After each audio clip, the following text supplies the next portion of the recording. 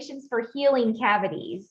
So Courtney says, I would love to know if you have a protocol for healing cavities. And this goes into nutrition and a whole bunch of different things. But if someone asks you, how do you respond to that? I think how most dentists are trained in the journals we read, the traditional journals and the traditional research would probably say you can't, you're not able to. I think most would acknowledge that understanding how a cavity progresses is important, because that then would say, well, can it be healed or not? Is it out of control, or is it out of our control, or is it within our control to actually slow down or reverse decay? Typically, cavities do start from the outside in. It's because of an acid attack. The enamel, which is the outer surface of the tooth, is non-living. It's just a crystalline it's a crystalline. I think of it as like a little helmet on top of the living part of the tooth. Right. Acids from food, metabolic acidity. So that's where poor diet comes in. That's where maybe side effects of medication come in. That's where, mouth breathing, other habits that can lead to dry mouth and acidity in the mouth. Sugar. I mean, that's the classic. People think of eating sugar and it causes cavities. Well, in a sense, it's true. We've got bacteria in our mouth, healthy, normal biomes that can, and those biofilms and these commensal bacteria can actually take that sugar and it does metabolize it. And there are acid byproducts. And when that comes in contact with the enamel, it can demineralize. That's an early cavity. And I believe at that point, those can be reversed. We see it all the time where you'll see a spot on a little x-ray and it's a concern, but we choose not to treat. And a year or two later, it hasn't progressed. A year or two after that, it hasn't progressed, and you don't treat that. Yeah. But if that gets into the second layer of the tooth, which is living, teeth are living, they're nourished, they have a pulp, they have vasculature, lymphatic innervation. Yeah, they were saying the tubes, if you were to stretch the tubes out, they would be miles long that go in and out of the. That was fascinating in the books as well, as just noticing that how much activity is going on inside the tooth. And I think people just think it's just this bone that's there, but it's actually living, and all these fluids are going in and continually flowing inside and out of your teeth. Yeah, and I shared with you that paper about how the normal physiology of a tooth decay at the most basic level, dentin caries. So enamel cavities, demineralization of the enamel is what it is. And it can be reversed because you can remineralize that enamel from the outside in. Now, once you get into dentin cavities, that's the living part.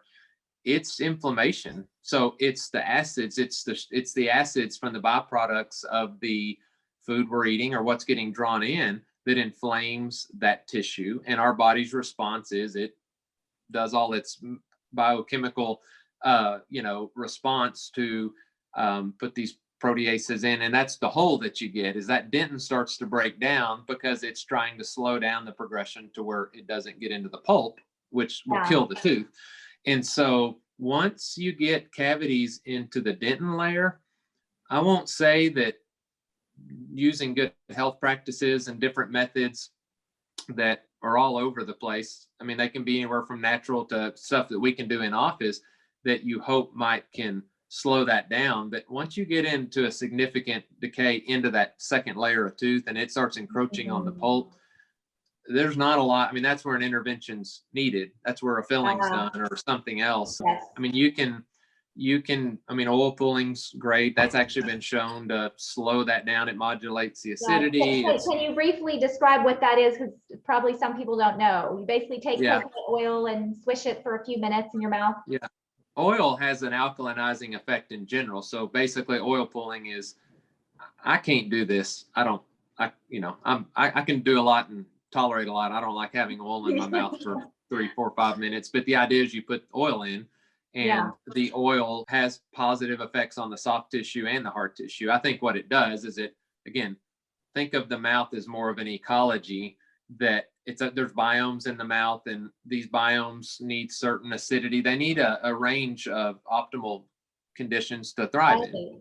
Right. And when that gets out of sorts, then things start happening. If the mouth gets acidic for all the reasons, and we can discuss that more, you might start seeing signs of that in the soft tissue and the hard tissue. But oil pulling really helps to alkalinize and kind of modulate the environment. It is bacterial static. It doesn't necessarily kill bacteria, but it can penetrate into these biofilms and sometimes break them up. Whereas, and that's why you brush your teeth. It's to break up the biofilms so that they don't get a chance to mature and cause problems too. Got you. So oil pulling's one.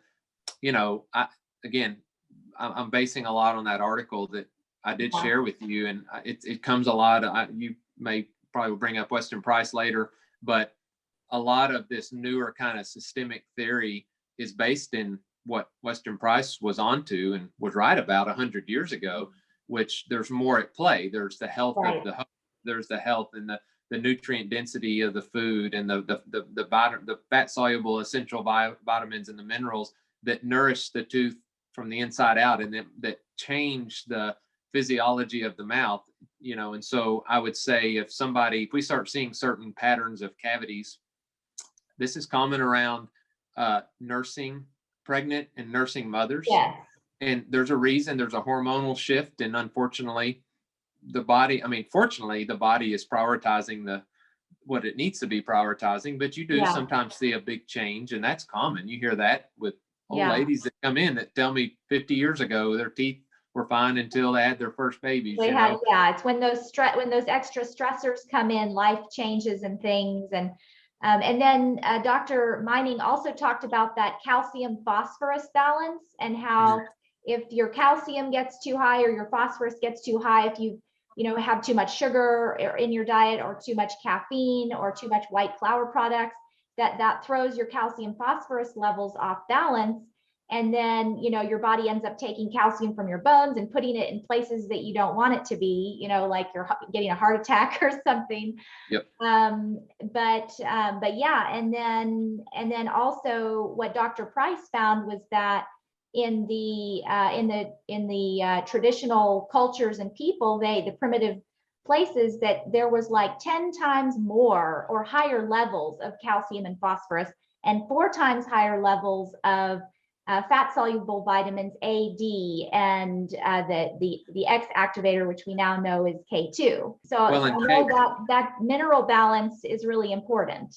Well, and so again, in terms of, I don't know if I'd say reversing cavities. I think it's possible, but you got to be careful, because if we wait too long trying all these good things to reverse, and the whole time we're seeing this progress, now we're risking in getting into a bigger fix that requires more intervention, and that potentially could compromise the vitality of the tooth. And best thing we can do to avoid non-vital teeth, or where you have to make a decision about taking a tooth out or root canals, which obviously have issues, you try to avoid the situation. So and so at some point there is a point to intervene.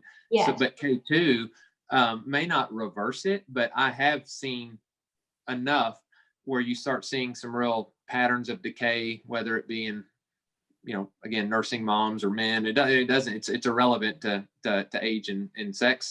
K can really help. I think I've seen it enough to where you'll see this kind of trend going in a real bad direction and then slowly kind of slow down. And that's why K2, and I don't like saying K2 without adding in DNA, because I think anybody would say if you're going to supplement with those three need to be kind of in proportion with each other. But K2 is essential in how the body responds and how it modulates the environment of the mouth, how it maintains proper dentinal fluid flow, that outward flow, which helps to prevent biofilm accumulation and acids drawing in, and what sugar can do to reverse that. K2 is kind of the foot on the accelerator of that whole elaborate process. So it's necessary. And what have you found works best with your clients in terms of, do they just get a supplement, or do they, I know that grass-fed, anything grass-fed is going to contain K2. So your creams, your butter fat, butter oils, butter, even grass-fed meats, anything grass-fed is going to have that K2 in it. But what have you seen works well with your clients? Well, the purist in me, just like you, would say we should be deriving all of our essential nutrients, vitamins, minerals through what we eat only. Yeah. That's how nature presents it. That's how that's how the Lord, that's why he put these things in these foods that are attractive to us. So we take them in and they're nourishing to us and there's a positive benefit. But we're in a day and age where sometimes our food isn't as nutrient dense, or it's depleted in minerals, and that can be from all the reasons that I'm sure you've talked about and counseled with your clients about. I mean, there's reasons for that, and so supplementation is important. Then you can get, if you're going to supplement with the K2, my advice is typically do it in proportion with D and A. Now D, obviously the best way to get D is the way that we're intended to, which is sunshine. And I would say that's sufficient, but we still do rely on some vitamin D intake through our foods, and then that's fine. We get it ingest it just as much as we do get it through from sunshine. And there's times of the year where we don't get it. Like right now, it's cloudy and we're coming out of winter, so that doesn't mean that we go without vitamin D. I think this is an interesting side note with the natural order, and how things work is a lot of the food that we ingest in the winter that happens to grow in winter seasons happens to be pretty rich in vitamin D. So it's kind of a way to say, well, for when the Lord's looking out for us here. Exactly. And but take the D, the A, and the K in proportion, because again, none of these are my problem with supplementing is you can't go out here into the pasture and eat something that has 50-fold amount of just vitamin D and no other co minerals. Everything in nature is typically presented in pretty well proportion. So I think if you're going to supplement, you kind of want to keep that same philosophy of trying to ingest, especially fat soluble vitamins versus water soluble vitamins. But AK, and so your question, if I'm going to tell them to supplement with K, it'll be K, D, and A. Taking a trace mineral, that's a good practice. If we're drinking water that's mineral depleted, you can do trace mineral drops. That's good. Yeah. I'm not a big fan of fluoride. That's something that may come up. I think there might be, you could make an argument about topical fluoride, but even then I don't recommend that. But systemic fluoride is not the answer. That's not something that we recommend in our practice. What do you think about cod liver oil and as a supplement? I think it's great. I mean, it's rich in K. It's rich in all the dense. I mean, it's fermented, so you get the positive compounds and all the byproducts of that in with that. I like it because just what I said a while ago is the same. We need good fats. We need good omegas, but we need omega-3s. We need omega-6s. We need omega-9s. But you get into you take a fish in the Arctic Sea, traditionally with omegas, and it takes a lot of work to mine out and concentrate and refine. We can take more omegas in one pill. This isn't cod liver oil. This is just traditional supplementation. You can get more omegas in one pill than you would ever be able to ingest if you ate the fish. Right. What I like about cod liver oil is it's not so refined that you're just getting this disproportionate hit, because omegas are great. I'm not opposed to supplementing with omegas, but keep them in proportion. And there's a difference between supplementing in a therapeutic dose for a therapeutic benefit, and that's a different thing too. Yeah. But taking something that you would normally never be presented in that amount of concentration or refinement and just making a habit out of that, I think it's reasonable to say there could be some unintended. Whereas cod liver, you don't run into that as much. It's pretty much a 1-to-1. You're getting a concentrated amount of oil, but not so refined. And then the fermentation byproducts and the K2 that's in there and all the other. So I'm a fan. We take it. So okay, well, good. And I know that raw milk also has the omega-3s, and even grass-fed beef has omega-3 in it. So again, it's like going back to what God gave us and provided for us, and not modernizing it so much that we're taking all the nutrients out through that modernization process of, you know, pasteurized milk and confinement beef and all of that. So we want to bend nature for our convenience, and right. it doesn't work that way.